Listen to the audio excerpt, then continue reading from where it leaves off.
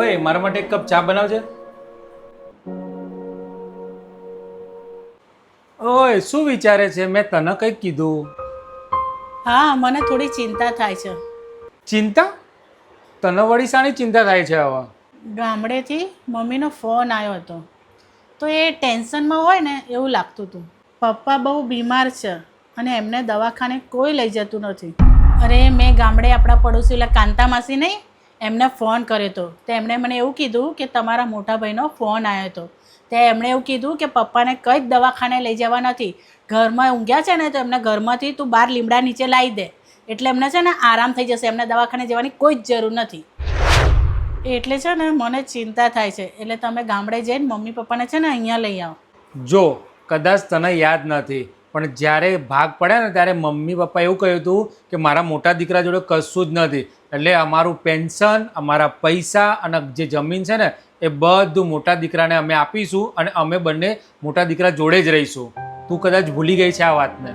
તો એ મોટા ભાઈની ફરજ આવે છે મમ્મી પપ્પાને રાખવાની અને એમને દવાખાને લઈ જવાની. બધો ભાગ એમને લીધો છે તો એમની ફરજ આવે છે મમ્મી પપ્પાને દવાખાને લઈ જવાની અને એમની સેવા કરવાની. એમને એક વાર પણ એમ નહોતું કહ્યું કે નાના ભાઈને કંઈક તમે આપો. અરે તમારે તો બધું સારું છે, તમારે મારે સરકારી નોકરી છે, ઘર છે, એટલે તમને નહીં આપ્યું. પણ મારા મા બાપે પણ એકવાર ના કહ્યું કે ના થોડુંક નાના દીકરાને પણ આપો. જો તમારા મા બાપે તમને જન્મ આપ્યો ને એ જ મોટી વાત છે. આ જ મા બાપે દુઃખો વેઠીને તમને ભણાયા એટલે જ તમને સરકારી નોકરી મળી, એટલે તમારી ફરજમાં આવે છે એમની સેવા કરવાની. જો તને બહુ શોખ હોય ને સેવા કરવાનો તો જા વૃદ્ધાશ્રમમાં જા અને ત્યાં જઈને તું સેવા કરજે, બાકી આપણા ઘરે લાવવાની વાત તારે નહીં કરવાની.